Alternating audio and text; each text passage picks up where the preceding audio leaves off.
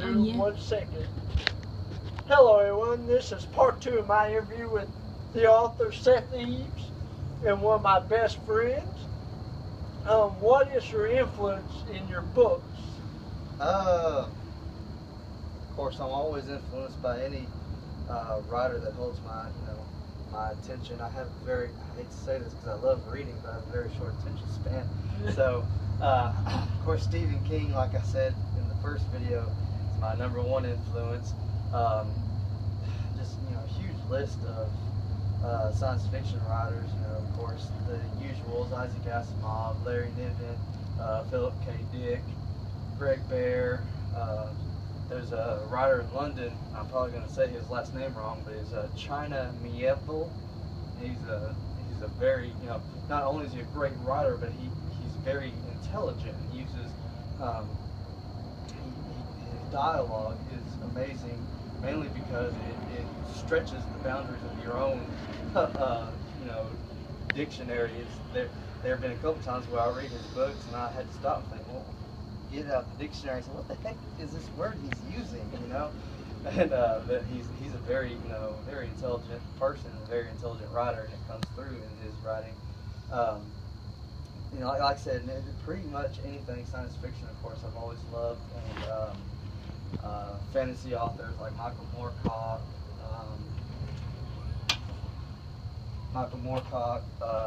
Tolkien, George R.R. Martin, that kind of stuff. Anything, fantastical. Usually, if it can happen right now in this world, it kind of bores me. With the exception of Tom Clancy. I always loved Tom Clancy and his, political, military, techno thriller type stuff. But usually, if it's something that I can wake up tomorrow and read about in the newspaper, then it's going to be boring to me because I enjoy the stuff that pushes the boundaries of reality, or something that's going to happen maybe in the future, or just doesn't happen at all. What is your purpose in these books?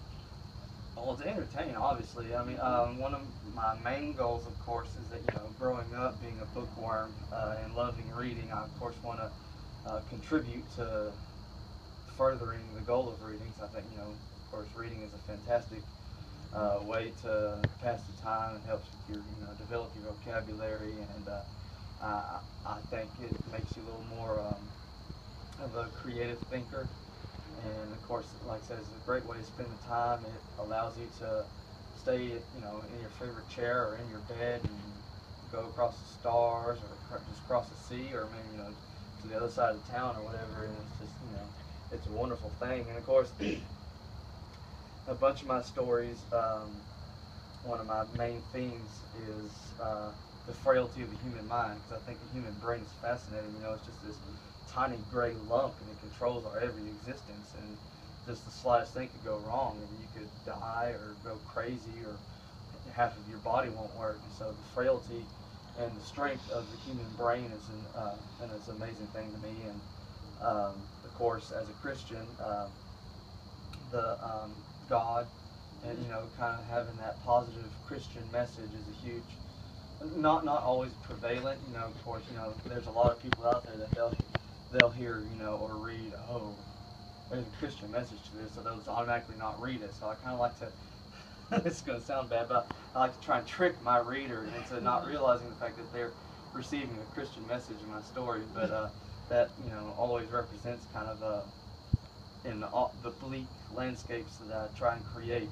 Christ is always the light that shines, that small ray of hope that shines in the darkness of my landscapes. If you're talking to a fan right now, what would you say to get them interested in buying your book other than other sci-fi books? It's kind of tricky. I'd say I'm really awesome and buy it. If you don't like it, this bookstore will refund your money. I mean, oh yeah. It's one of the things about this, I think, about the science fiction genre, aside from the fact that just how fantastical and amazing it is the fact that it is kind of difficult at this stage of the game to be unique, because science fiction has been around for decades, and so, it's almost everything has been done, but there's, always something that hasn't been done. But I think I would just, if I were to talk to a reader, I would say, you know, hey, this is what my story's about. Give it a chance, you know. I mean, in the end, you know, it doesn't matter what I'm going to say or what the book says, you know, the back cover says. Really, it's just what the reader is into. Maybe a reader would be more into a, like my Dark Legacy series, which is a very politically driven science fiction military thriller, more so than they would, you know, a psychological story. Or maybe they're more into that kind of story where you don't really know, is the narrator crazy? Or, you know, can I trust what he's saying? You know, maybe they like that more than politics. I mean, I know I hate politics, but, you know, it's a necessary evil, unfortunately. It intrigues me and I hate it at the same time. So, but, you know, it's just, I guess it's all about figuring out what branch of sci-fi, you know, because of course we still have steampunk and cyberpunk and, you know, post-apocalyptic, alternate timelines. You know, there's all, you just got to figure out what the reader is like, and then that's when you can suggest, hey, you know, I've got this story that's got this theme that falls in this vein of the genre, you know. Oh, yeah. And yeah, you've been good. So, what celebrity do you think you look like? I'm good. Well, you know, I actually all the time get mistaken for either Matthew Broderick or Seth MacFarlane. Like, at work, I actually have two different associates that work under me. One of them said I look like Matthew Broderick, and one of them said I look like Seth MacFarlane. And of course, you know, I'm going to share a story. One time we were hanging out, and we ordered a pizza. Well, I called in a pizza, and so we pull up to the pizza place, and the guy opens the window, and I said, you know, I got a large pepperoni or whatever it was we ordered. So he goes and he looks at the box, and then he turns and looks at me, and he looks at the box, and he goes around the corner, and I can still see him, and he's pointing at me. And I'm sitting here, I look at Danny, and I'm like, what the heck did we just get ourselves into, you know? And then these two come out, and they open the window, and they lean out, and they said, excuse me, I read the name on the box, and I just have to ask, because you look just like him, are you Seth MacFarlane? Of course, you know, mind you, at that time, I was completely clean shaven. They're like, are you Seth MacFarlane? Of course, that caught me off guard, and I said, no, I'm not. And I go, okay, well, they gave me our food and left, and as we were pulling away, Danny here turned to me and said, you should have done some voices, and maybe we could got our pizza for free. Yeah. Yeah, we've had some good times. Yeah. I like your books because it's a mind game, or they... Yeah, I love the...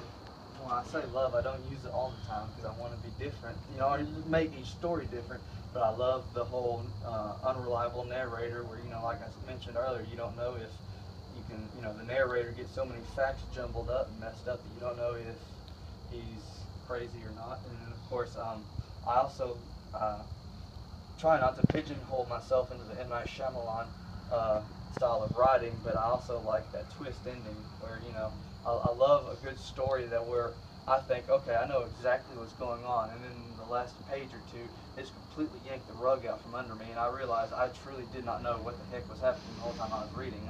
I love that kind of stuff. So yeah, I love the mind games and the sending you down one avenue just to find out it's a dead end. You know, I love that kind of stuff.